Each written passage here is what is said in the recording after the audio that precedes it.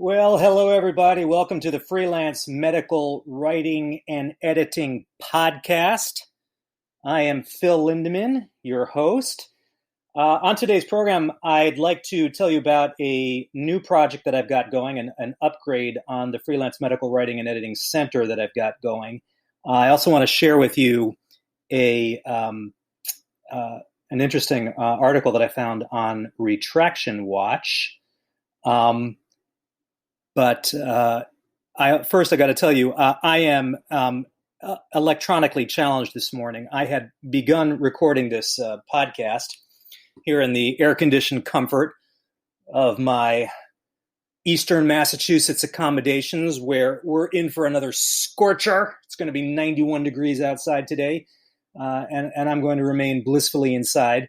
And I had was going to record the podcast from my iPhone, which generally had been the way that I do it.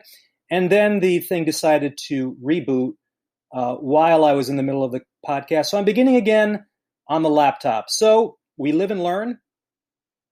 We learn not to repeat the mistakes that we've made before. So suffice to say, I am going to be recording these from my laptop if I can remember how to do it. So a lot of things to talk to you about today. The new experience, which I'm very excited about. This fascinating story in Retraction Watch and the issues underlying it, which really are going to sort of motivate the conversation for today. And I'd like to tell you about all of that. But first, I'd like to tell you this. So there's this friend of mine who is a neurosurgeon.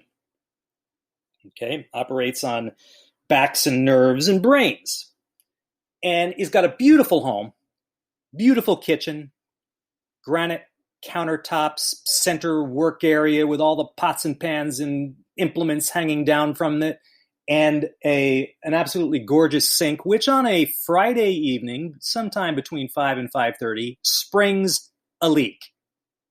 Now, folks, if you ever had a plumbing problem on a weekend, you know it's a challenge to find a plumber. It is the absolute worst time to have a plumbing problem, particularly at around end of business on a Friday.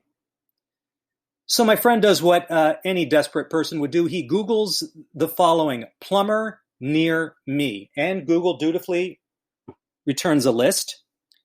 And my friend gets a plumber on the phone, gets him over to his house within an hour before there is a major flood. Plumber sticks his head under the sink, makes some adjustments, problem solved. In and out in 15 minutes, folks. Okay? You think, terrific, end of story. But the following week, an invoice appears by email, and my friend opens it and discovers that the plumber has charged him about $250 for 15 minutes of work. So the telephone number is attached to the invoice, so he calls it, leaves a message, gets a phone call back. And my friend, who's had some chance to take some deep breaths, had been very upset, but he's calmed down by now, and he very earnestly asked the plumber, you were really only in my house for pretty much exactly 15 minutes, and you charged $250. That's, if I do my math right, is $1,000 an hour.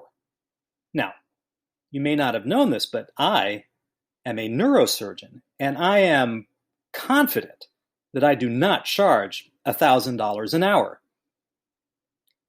And the plumber responded, well, when I was a neurosurgeon, I didn't charge that much an hour either.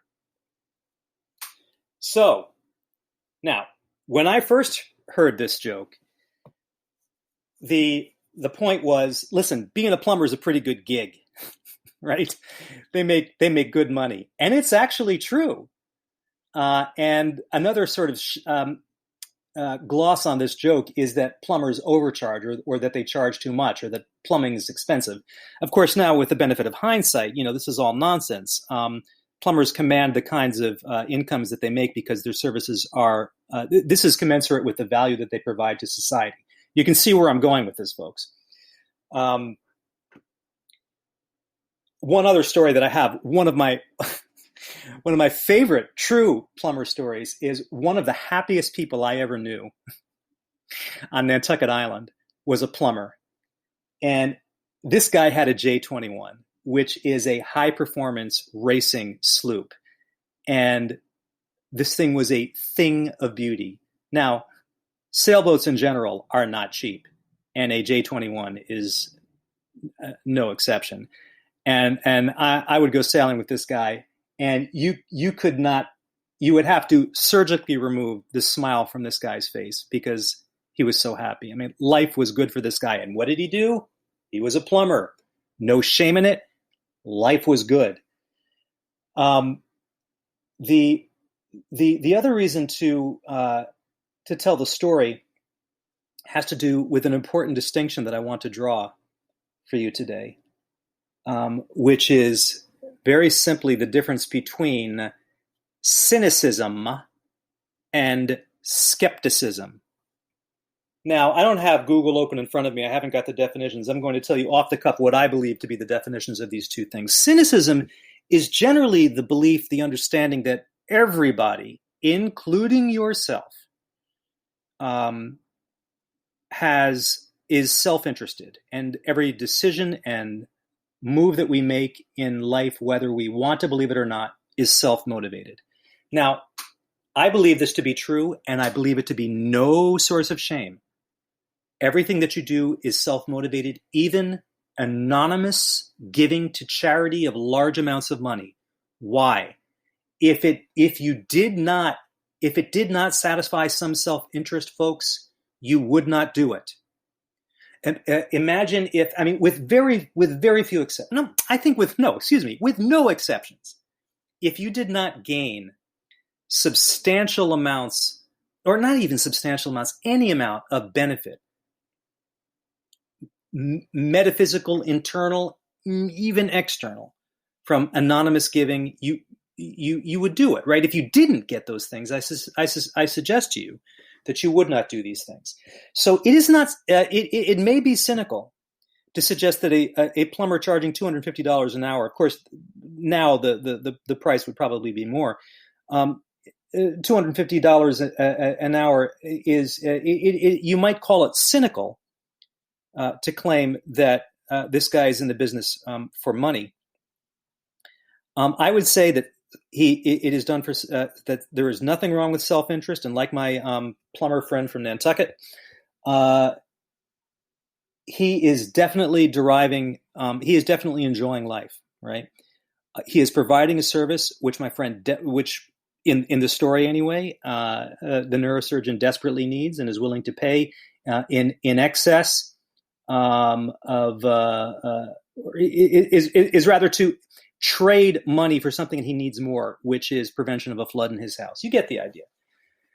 But cynicism is sometimes, often confused with skepticism, meaning, now for me, is simply the refusal to believe in the absolute, unwavering truth of anything. Now, I want to put a slight gloss on that.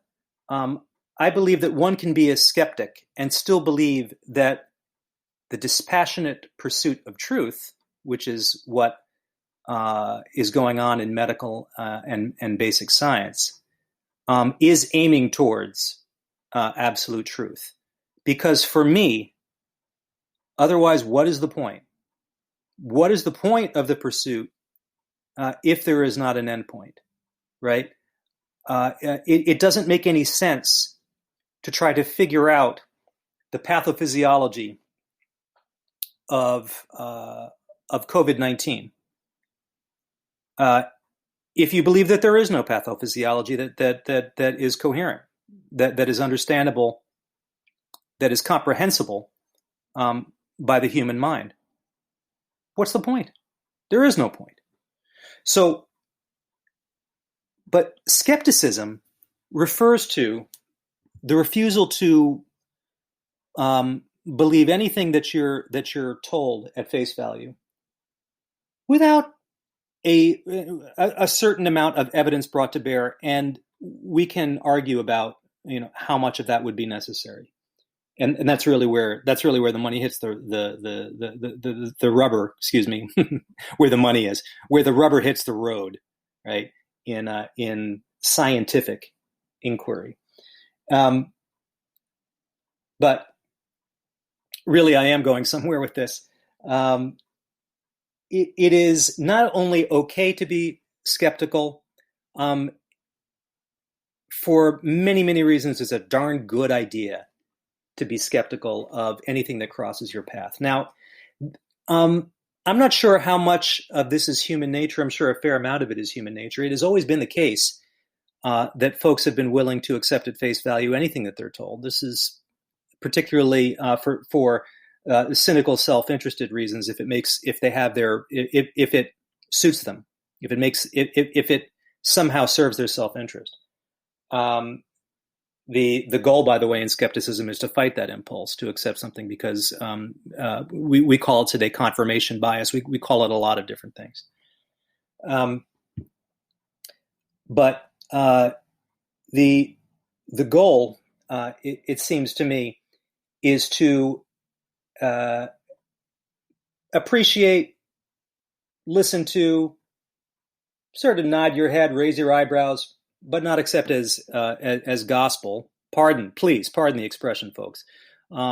Without a certain amount of evidence. Now, has this always been the case? I don't know. There are classic sort of sayings, and I don't know to whom they should be attributed, and I didn't do this homework before I recorded this podcast, but there is a mantra which I repeat to my family, especially to my children. It goes like this: believe nothing of what you hear, and only half of what you see.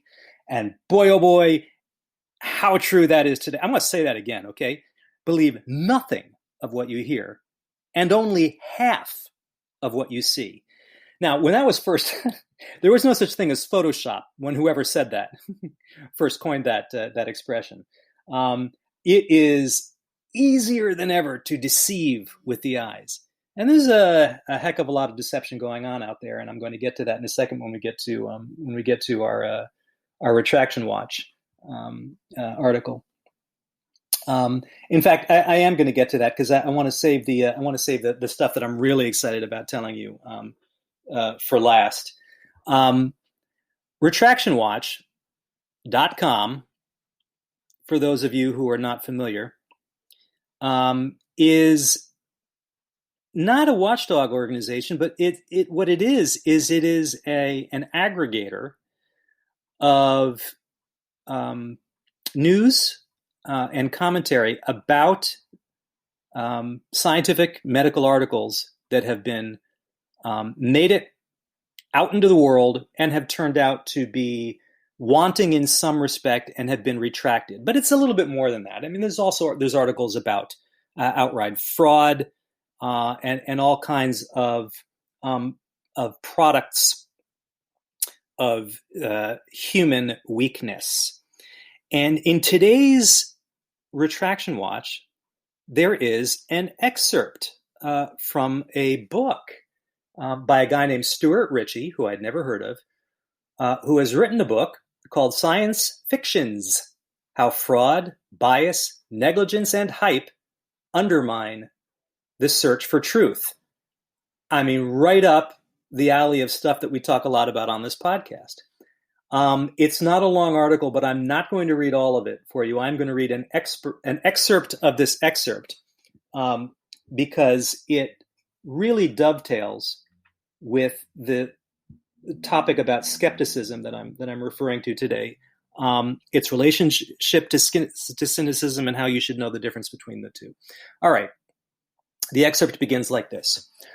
One of the best known and most absurd scientific fraud cases of the 20th century concerned transplants. In this case, skin grafts.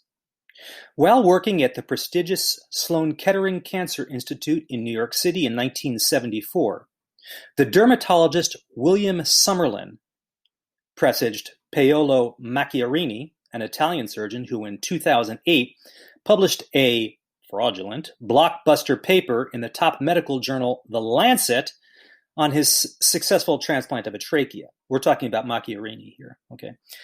Macchiarini claimed to have solved the transplant rejection problem. Sorry, this is Summerlin had claimed to solve the transplant rejection problem that Macchiarini encountered using a disarmingly straightforward new technique in which the donor's skin was incubated and marinated in special nutrients prior to the operation. Summerlin had apparently grafted a section of the skin of a black mouse onto a white one with no immune rejection.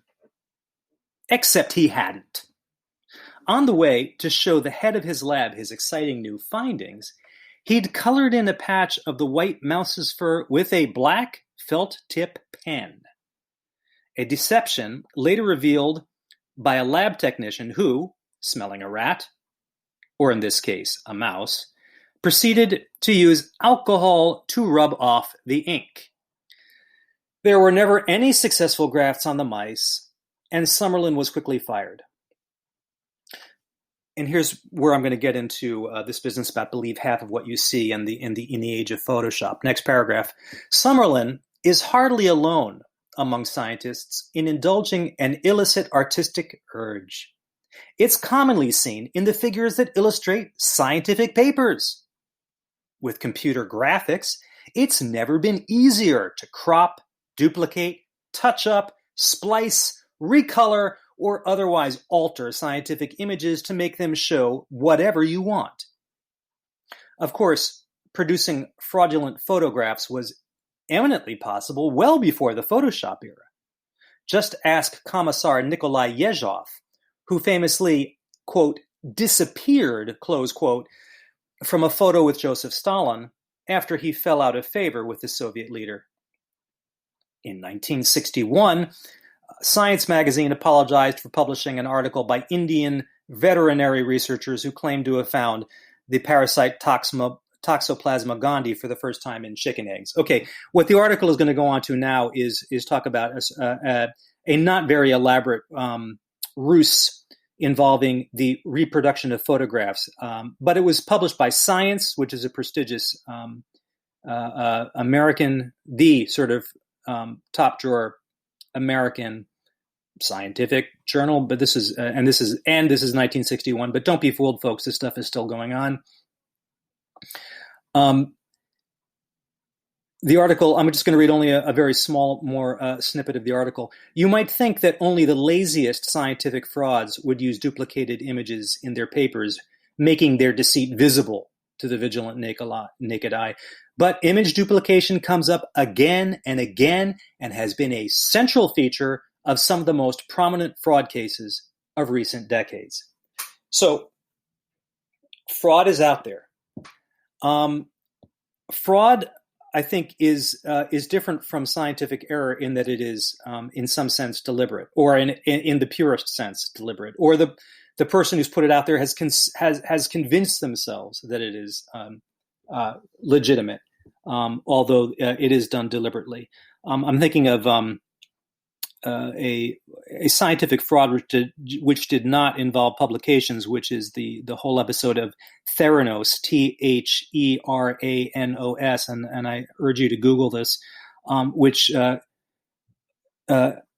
perpetrated a true fraud in that this company was purporting to sell something that didn't do what they said it did, which was a machine that ran multiple blood tests on a drop of blood, and the machine never did it.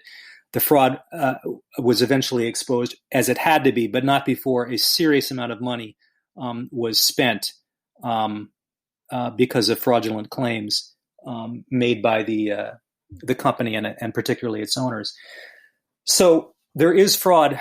There is another lesser sort of boo-boo that occurs in the scientific literature, and that's called error, mistake. I am going to argue that the way that one handles fraud is the same way that one handles error. Okay, and this is the beauty of this enterprise that we are involved in as freelance medical writers and editors. All right, and that is the scientific method itself. One of the important aspects of any scientific enterprise is reproducibility. Right? If an experiment cannot be reproduced, sort of by definition, it must be discarded. Right? This is the basis of a second sort of principle of the scientific method, and that is falsifiability. If a statement cannot be falsified, it is by definition not scientific. All right, we're talking about axioms. And listen, there are axioms all over the place. There are laws of nature, right? By definition, they cannot be falsified. We're getting into philosophy and Karl Popper and all the way back to the ancients, to Aristotle regarding the nature of truth. And I don't want to get too deep in the weeds. Just to give you a sense about skepticism and why skepticism is healthy, folks, I keep coming back to Einstein's 1915 paper on general relativity. It turns out actually that there were several such papers because at the time, one didn't publish retractions, one published, or even errata, one published new versions of one's paper. It was a fascinating pre-internet way of sort of continuously updating one's findings, and that was perfectly kosher in the early 20th century. What I wanted to talk about skepticism is there were certainly skeptics of. I couldn't find much information about skepticism to the theory of general relativity, which discussed the way that gravity affects space-time. But there certainly was a fair amount of skepticism about the special theory of relativity, which had to do with dynamics, which was downright dismissed. Here's a quote from an article at JSTOR Daily. J as in John, STOR.org, or it's rather daily.jstor.org. Great website. As late as 1923, a British physicist despaired his coevals were still, quote, ignorant of Einstein's work and not very much interested in it. There were, not outside of Germany, there are folks who basically brushed this stuff off and said, They were so wedded to their view of the past, which had to do with the theory of ether. This business of the universal speed limit being the speed of light, and the sort of the odd observations that were being made needed to be explained some way. And the theory of ether, E-T-H-E-R, made sense until it was experimentally disproven, but old habits die hard. Einstein and Lorentz, L-O-R-E-N-T-Z, basically provided the mathematical and physical justification for why there was no such thing as ether, and that special relativity described the way that what happens to objects when they start to move very, very fast. But there was an enormous amount of skepticism all the way back then. And this is Einstein. How dare you, right? That's because, how dare you doubt Einstein? Well, that was the way, even when they were wrong, right? The opponents of Einstein's theories were perfectly, in my view, 100% justified in their skepticism. And in fact, we needed their skepticism. Einstein needed to be empirically shown to be either correct or incorrect. And in fact, the experimental data repeatedly, and this is the key word, repeatedly has shown that the general theory of relativity is correct, right? That it provides an accurate description of the way that these observations the way that these things that we observe in nature occur. And until it is disproven, and this is only going to happen by repeated experimentation, can these be accepted as the current scientific reality, which is what is going to have to be a proxy for the sort of the canonical absolute truth, which I believe exists, and we are constantly moving towards it. But as in the difference between the Galilean, Newtonian, and Einsteinian versions of the world, for all intents and purposes, if we get close enough to the truth, in our sort of Newtonian existence here, that's good enough for me, right? It may not completely explain the way that the universe works, and that's fine. And we should continue to try to pursue quantum gravity and unified field theory, what have you. But until we get there, it's okay to be a skeptic. It's also okay. It's not just okay to be a skeptic. It is essential to be a skeptic. And furthermore, it's not just okay to be a cynic, except that cynicism is the way of the world. We all act out of self-interest, right? Now, that completely relates to what we do as freelance medical writers and editors. You, like I, want to make the world a better place. We want the science to be better. We want the communication of the information that we are transmitting from either from ourselves or from our clients to the world to make the world a better place. But you would be foolish to argue that you're doing it for completely altruistic reasons, because I argue there are no completely altruistic reasons. And when you embrace this, this idea, I find this completely liberating. You can do an awful lot of good for the world. You can do an enormous amount of good for the world based on your own self-interest. If you do it ethically, right? It's okay to be wrong, just don't commit fraud. I don't think there's anybody who would argue that fraud is a good thing for reasons that I hope are so painfully obvious I don't need to explain them on this podcast. Now, this brings me to the really exciting news that I wanted to talk about in our remaining minutes, which is this new website for freelance medical writing and editing.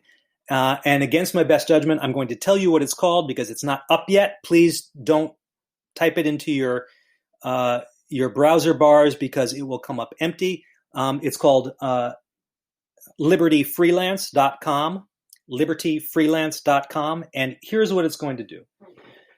This is going to be a complete upgrade of the Freelance Medical Writing and Editing Center that I've got going because it's going to be more user-friendly.